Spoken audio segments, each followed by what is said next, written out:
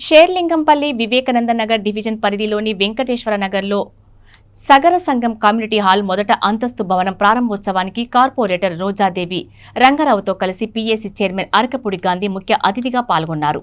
ఈ సందర్భంగా PAC chairman Gandhi మాట్లాడుతూ అన్ని కులాల వర్గాల శ్రేయస్సు కోసం ప్రభుత్వం పాటుపడుతుందని, నిబద్ధత క్రమశిక్షణకు మారుపేరైన నగరుల అభ్యర్థి కోసం నిరంతరం పాటుపడతారని తెలియజేశారు. షేర్లింగంపల్లి నియోజకవర్గంలోని పలు ప్రాంతాలలో సగర కులస్తులతో తనకు అవినాభావ సంబంధాలు ఉన్నాయని చెప్పారు. క్రమశిక్షణతో పాటు నిబద్ధత సగర కులస్తులు వ్యవహరిస్తూ ఉంటారన్నారు.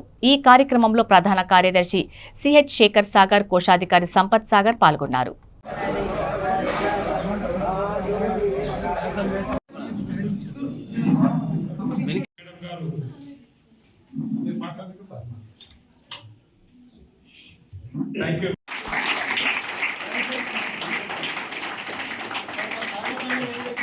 అదేవిధంగా మన కుటుంబ మహిళా సభ్యులు పెద్దదిగినటువంటి రోజారెడ్డి మేడం గారికి, అదేవిధంగా ప్రభుత్వ అధికారి మేడం గారికి,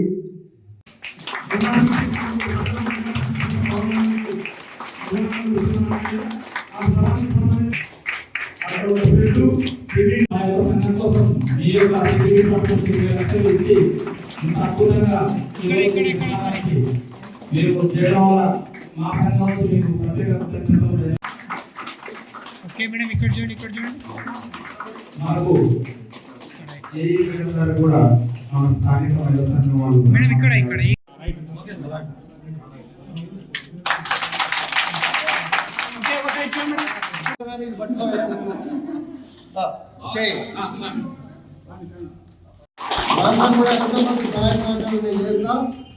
పర్ఫెక్ట్గా సెట్ అయ్యింది.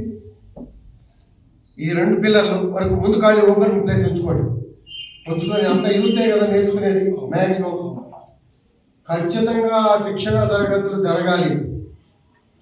వాళ్ళ కాళ్ళ మీద, వాళ్ళ చేతుల మీద వాళ్ళు బతకాలి అనే కాన్సెప్ట్. చేతిలో విద్య ఉంటే ఎక్కడికి పోదు. ఇంట్లో పనులు ఇవాళ గతంలో 50 రూపాయలు ఇస్తే జత బట్టలు కుట్టించేవాడు. ఇవాళ ఎంత కాస్ట్లీ అయిపోయింది బట్టలు కుట్టించడం అనేది చెప్తున్నాడు. కాబట్టి అందరూ నేర్చుకుని ఉంటే ఏం తప్పలేదు. మిషన్ వరకు నేను ఇస్తా అని చెప్పా. గతంలో ఇచ్చా, ఇప్పుడు కూడా ఇస్తా. మీకు చక్కగా అరేంజ్మెంట్ చేయండి. అలాగే సోదరు చెప్పిన కార్యక్రమాలు చేసినా కూడా ఎప్పుడు 50,000 తక్కువ లేకుండా మెజార్టీ గెలిపించారు అని అంటే దానికి బద్దుండై పనిచేయాల్సిన బాధ్యత నా మీద. అదొక్కటే తప్పించి రెండో ఇష్యూస్లో ఎక్కడ కూడా నేను ఎంటగాను. ఏది ల్యాండ్ ప్రాబ్లమ్స్ తెచ్చినా, కరప్షన్ ఇష్యూస్ తెచ్చినా వాటిలో నేను ఎక్కడ కూడా ఎంటగాను. నేను రాను కూడా. నన్ను ఎవరైనా అంటే ఊరుకోను. రాక్షసుల మీద పడతాను.